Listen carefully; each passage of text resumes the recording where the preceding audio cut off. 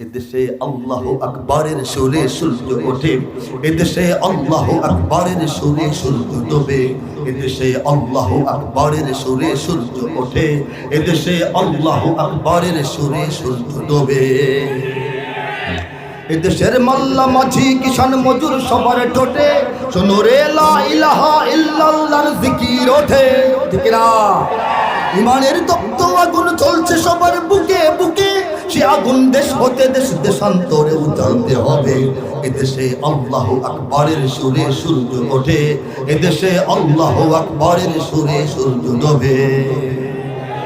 এদেশের পথে ঘাটে, এদেশের বাজার হাটে, এদেশের এদেশের এদেশের এদেশের এদেশের গঞ্জ গ্রামে খোদার নামের তসবিহাতে কত পীর আউলিয়াদের অশ্রু ঝরে গভীর রাতে। এদেশের গঞ্জ গ্রামে খোদার নামের তসবিহাতে কত পীর আউলিয়াদের অশ্রু ঝরে গভীর রাতে। যে দেশের সন্তানেরা মক্তবে যায় কুরআন বুকে, সে দেশে আল কোরআনের শাসন কায়েম করতে হবে। এদেশে আল্লাহু আকবারের সুরে সূর্য ওঠে, এদেশে আল্লাহু আকবারের সুরে সূর্য ডোবে। এদেশে প্রতিদিন সূর্য উদিত হয় ফজরের আযানের ধ্বনিতে। ঠিক কিনা বলেন? প্রতিদিন সূর্য অস্তমিত যায় মাগরিবের আযানের ধ্বনিতে। কথা ঠিক কিনা বলেন? ইমানের তপ্ত আগুন জ্বলছে সবার বুকে বুকে। কথা সত্য কিনা বলেন? যার যার বুকে সে আগুনটা আছে, দাঁড়িয়ে হাত তুলে তাকবীর দিয়ে প্রমাণ করে দেখা।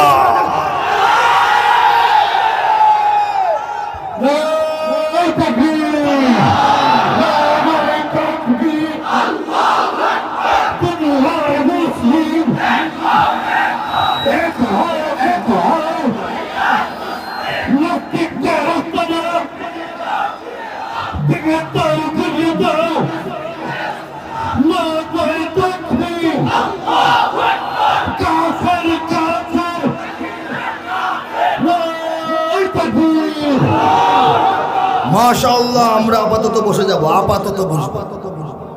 আমরা একদম বসে গেছি মনে করার কারণ নাই। ঠিক কিনা?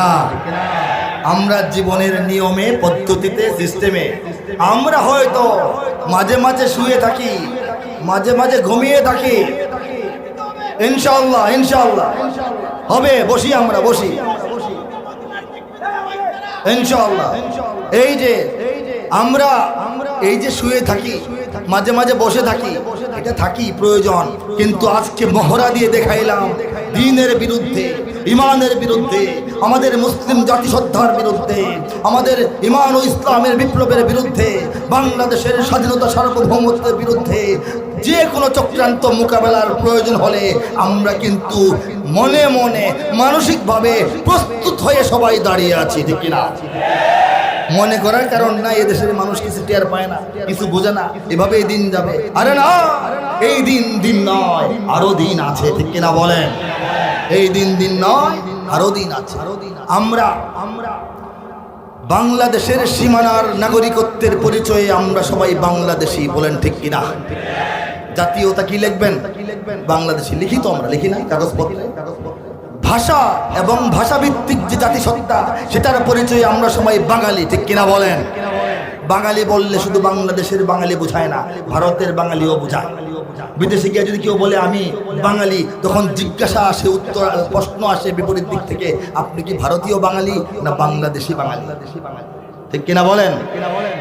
আর চিন্তা চেতনা বিশ্বাস প্রেরণার ঐতিহাসিক পরিচয়ে আমরা সবাই মুসলমান। ঠিক কিনা বলে?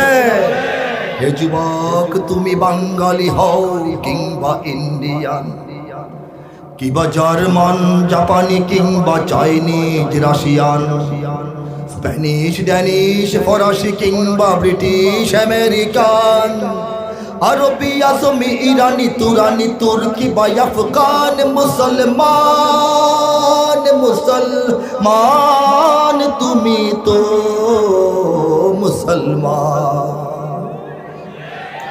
তুমি সাদা হও কিবা কালো হও, দেখো রক্ত তোমার লাল। সুখী হও কিবা দুঃখী হও, দেখো ঈমান নির্ভেজাল। কাছে রও কিবা দূরে রও, তবু কাবাই তোমার ঘর। স্লোগানে তোমার কেঁপে ওঠে আজ পৃথিবীটা থরথর। মৃত্যু তোমায় জানায় সালাম, দূরে থাকে শয়তান। মুসলমান মুসলমান তুমি তো মুসলমান, ঠিক না? হে যুবক, তুমি বাঙালি হও কিংবা ইন্ডিয়ান, কিংবা জার্মান, জাপানি কিংবা চাইনিজ, রাশিয়ান, স্প্যানিশ, ড্যানিশ, ফরাসি, ব্রিটিশ, আমেরিকান, আরবি, আজমি, ইরানি, তুরানি, তুর্কি অথবা তুমি আফগান, তুমি তো জাতিতে একজন মুসলমান। এই যে মুসলিম জাতীয়তাবাদ, সর্বোচ্চ সাথে জাতীয়তাবাদ, সর্বব্যাপী সাথে জাতীয়তাবাদ, সর্বসত্য জাতীয়তাবাদ, আল্লাহর কাছে প্রিয় জাতীয়তাবাদ, আল্লাহর দেওয়া জাতীয়তাবাদ। এই জাতীয়তাবাদের অধীনে পৃথিবীতে এখন 200 কোটি মানুষ আছে, অতীতেও 1000 কোটি মানুষ গিয়েছে। এই তাওহীদবাদী, একত্ববাদী, মুসলিম জাতীয়তাবাদী মানুষগুলির জাতির পিতার নাম হযরত ইব্রাহিম আলাইহিস সালাতু ওয়াস সালাম। তার আমরা জাতি, কিনা বলেন? আল্লাহ বলেন মিল্লাত আবিকুম ইব্রাহিম ওয়া সাম্মাকুমুল মুসলিমিন। তোমাদের আদর্শের পিতা, তোমাদের চিন্তা চেতনার পিতা, তোমাদের ধর্ম পরিচয়ের পিতা, তোমাদের বিশ্বাসের পিতা হযরত ইব্রাহিম, আর সেই ইব্রাহিমেই তোমাদের নাম রেখেছেন মুসলিমিন। বলেন সুবহানাল্লাহ। এই তো আমাদের জাতীয়তাবাদের পরিচয়। এটা নিয়ে অনেক সময় দ্বন্দ্ব হয়, কেউ বাঙালি কেউ বাংলাদেশি, দুইটা সবই তো আমরা। আমরা সীমানায় বাঙালি, ভাষায় সীমানায় বাংলাদেশি, ভাষায় বাঙালি, বিশ্বাসে আমরা মুসলমান। গেল এক সাবজেক্ট। আরেকটা ঝামেলা কি নিয়ে হয়? রাষ্ট্র ভাষার প্রসঙ্গ এবং রাষ্ট্র ধর্মের প্রসঙ্গ। পাকিস্তানিরা গোটা পাকিস্তান, পূর্ব পাকিস্তান, পশ্চিম পাকিস্তান, এই গোটা পাকিস্তানের মধ্যে ভালো করে শোনেন যুবকরা, শোনেন 57% মানুষের ভাষা ছিল বাংলা। বলেন সুবহানাল্লাহ। ভাষা কে দান করছে? এই জন্য বলছেন সুবহানাল্লাহ। বুঝছেন নি? হ্যাঁ, ভাষা কি আল্লাহর দান না? সারা দুনিয়ার মানুষ আল্লাহ ভাষা দান না করলে কেমনে কথা বলে? ভাষার সৌন্দর্য দেখেন। ঢাকায় আমরা একটা ভাষায় কথা বলতেছি, আপনি ঢাকা থেকে বের হয়ে নারায়ণগঞ্জ পার হয়ে গেলে কুমিল্লার দিকে ঢুকেন, ওখানে ভাষাটা আরেক রকম। ফেনীতে গেলে আরেকটু এক রকম, এই নোয়াখালী আরেকটু এক রকম, চিটাগাং গেলে আরেকটু কঠিন, কক্সবাজার গেলে আরো কঠিন, নদী পারে যদি খালি ইয়াতে যান, টেকনাফে যান, বলতেছে কিন্তু আরো কঠিন ভাবে বলতেছে। এই যে ভাষা আস্তে আস্তে বদলে, বার্মায় গিয়া বার্মিজ ভাষা, এটা চীনে গিয়া চিংচং হয়ে যায়। ভাষাকে সাজাইছেন কে? সারা দুনিয়ায় ভাষাকে সাজিয়েছেন কে? এই জন্য ভাষার আলোচনা করার পর মনের মধ্যে আসছে এইগুলি তো আল্লাহর দান। চিন্তা কইরা অনুভব কইরা বললাম সুবহানাল্লাহ। আপনারা বলেন সুবহানাল্লাহ। আল্লাহর কোনো নিয়ামত, আল্লাহর কোনো কারিশমা অনুভব করে কেউ যদি বলে সুবহানাল্লাহ, আসমান থেকে জমিন পর্যন্ত খালি জায়গাটা সওয়াব দিয়ে ভরে যায়। আমাদের সবার সওয়াব হয়েছে, বলেন আলহামদুলিল্লাহ। এই যে ভাষা সুন্দর, বাংলা ভাষা সুন্দর, বাংলা ভাষা সুন্দর, প্রসঙ্গ চলে আসে, অনেক কথা মাথায় একটার সঙ্গে আরেক কথা বের হয়ে যায়। দেখেন বাংলা ভাষা কত সুন্দর, দুনিয়ার কোনো ভাষার সঙ্গে বাংলা ভাষার একটা বিষয়ের মিল পড়ে না। এটা বাংলা ভাষারই আলাদা একটা বৈশিষ্ট্য।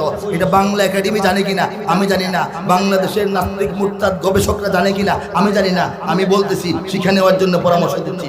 বাংলা ভাষায় একমাত্র আপনি যদি বলেন শীত শীত লাগতেছে, কি লাগতেছে? মানে কি অনেক শীত নাকি কম? অনেক শীত না কম? হালকা হালকা বললেন তো দুইবার, বললেন দুইবার, বোঝাইলো কম। বলেন সুবহানাল্লাহ। আরবি ভাষায় দুইবার বললেন ডাবল হয়ে যায়। বাংলা ভাষায় ভাই কেমন আছেন?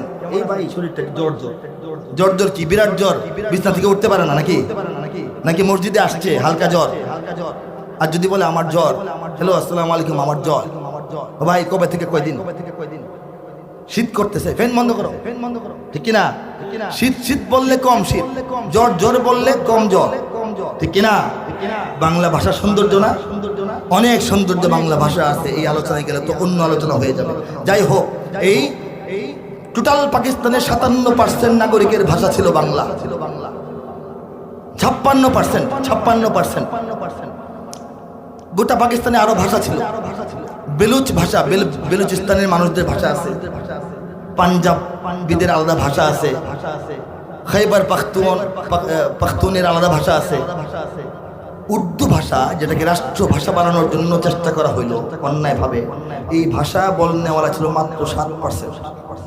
100 জনে 7 জন উর্দু বলে, 100 জনে 56 জন বাংলা বলে, ঠিক কিনা বলেন? এই 7 জনের ভাষাকে সকলের উপরে বাধ্যতামূলক রাষ্ট্রীয় ভাষা হিসেবে চাপিয়ে দেওয়ার যে দুরভিসন্ধি, যে চেষ্টা, এটার প্রতিবাদ করার পর জালিমের গুলিতে, মাজলুমের মিছিলে আমাদের ভাইয়েরা শহীদ হয়েছে। কারা হয়েছেন? সেন্টু, কল্টু, বল্টু, এগুলি কি নাম বলেন তো? আব্দুল জব্বার বলেন সুবহানাল্লাহ, আবুল বারাকাত বলেন সুবহানাল্লাহ, হ্যাঁ, মোহাম্মদ রফিক বলেন সুবহানাল্লাহ, মোহাম্মদ আব্দুল সালাম বলেন সুবহানাল্লাহ। এখন এইরকম নাম থাকলে চিন্তা করে চাকরি দেওয়া যাবে কি যাবে না? ঠিক কিনা বলেন? এইভাবে আমরা শাহাদাত বরণ করলাম ভাষার জন্য। এই ইতিহাস কোথাও নাই। বিদেশে সফরে যাই, আল্লাহ পাক নেন। মালয়েশিয়ার কেএলসি টাওয়ার, টুইন টাওয়ার যেটাকে সবাই বলে সহজে, ওটার পাদদেশে একটু সন্ধ্যার পড়েছিলাম। জর্ডানের নাগরিকরা আসছে, আমাকে দেখে আরবি অথবা পাকিস্তানি মনে করছে, যাই হোক আফগান মনে করেছে। কথাবার্তায় আসে বুঝলো যে আমি একজন বাঙালি, বাংলাদেশি। তখন চিনে না বাংলাদেশটা কোন জায়গায়, এটা কি ভারতের অংশ না পাকিস্তানের অংশ? কোনোটার অংশ না, দুইটার পাশে। আপনাদের ভাষা কি? আমি তো ওদের সঙ্গে আরবিতে কথা বলতেছি, সে তো বুঝতেছে না। বললাম, সে ভাবছে আরবি মনে হয় আমাদের ভাষা, আপনাদের দেশ কি আরবিতে কথা বলে? অবিরাম আরবি বলতেছি। আমি বললাম না, আমি আরবিতে পারি, এই জন্য বলতেছি আমাদের একটা ভাষা আছে, বাংলা ভাষা। আচ্ছা, আমাদের বর্ণমালা আছে আলাদা, এটাও বললাম। আচ্ছা, আমাদের বাংলা ভাষার জন্য আত্মদানের, শাহাদাতের কাহিনী আছে। আচ্ছা, এটা আন্তর্জাতিক মাতৃভাষা। সুবহানাল্লাহ বলতেছি। এতটা খবর রাখে না, কিন্তু জানার পর সম্মান করেছে। এটা হলো বাংলাদেশের একটা ইজ্জত, ঠিক কিনা বলেন? এই যে অধিকাংশের ভাষা হওয়ার কারণে আমরা বাংলাকে রাষ্ট্র ভাষা চাইলাম, হিসাবটা বুঝবেন। অধিকাংশের ভাষা হওয়ার কারণে বাংলাকে আমরা রাষ্ট্র ভাষা চাইলাম, জীবন দিলাম। বর্তমানেও বর্তমানের বাংলাদেশের ভিতরে বাংলা ভাষা ছাড়া আর কোনো ভাষা চলে কিনা জানেন? চলে। পাহাড়িদের আলাদা আলাদা ভাষা আছে, স্বাধীন ভাষা, তাদের আলাদা বর্ণমালাও আছে। পাহাড়ি বিভিন্ন নৃগোষ্ঠী, উপজাতিদের আছে। এই যে বাংলাদেশের ভিতরে ছোট্ট ছোট্ট আরো কিছু ভাষার ব্যবহার আছে, এরপরেও কি বাংলা ভাষা রাষ্ট্র ভাষা হয় নাই? কেউ কি প্রশ্ন তুলেছে যে পাহাড়িরা তো বাংলায় কথা বলে না, ওদের উপর কি বাংলা ভাষাকে রাষ্ট্র ভাষা বলে চাপায় দেওয়া ঠিক হবে? এইটা বাংলাদেশের কোনো জ্ঞানী, গুণী, বুদ্ধিজীবী, তথাকথিত সুশীল সমাজের লোকেরা টেলিভিশনে বলছে, একদিনও বলছে। তাহলে তারা এটা বলে কেন? বাংলাদেশে তো আরো ধর্মের লোক আছে, তাহলে রাষ্ট্র ধর্ম ইসলাম থাকবে কেন? এই কথাটা বলে কেন? ব্যাপারটা বুঝছেন আমার? বাংলাদেশের ভিতরে অন্যান্য ভাষার ভাষী লোক আছে, তাদের জাতিসত্তাই আলাদা। এরপরেও বাংলা, এখানে 90 ভাগের বেশি মানুষ বাংলা কথায় বলে বইলা এটা রাষ্ট্রভাষা বাংলা জীবন দিয়ে অর্জন করলাম। এখানে 95 ভাগের বেশি মানুষ তাওহীদপন্থী, ইসলামপন্থী হওয়ার কারণে এদেশের রাষ্ট্র ধর্ম যদি ইসলাম থাকে, এখানে আপত্তি করার দুঃসাহস কোথায় পায়, যুক্তি কোথায় পায়? এটা হচ্ছে আমাদের কথা, ঠিক কিনা? হাত তুলে জোরে বলে। একটা রাষ্ট্রের ধর্ম থাকবে কেন? রাষ্ট্রের ভাষা আছে কেন?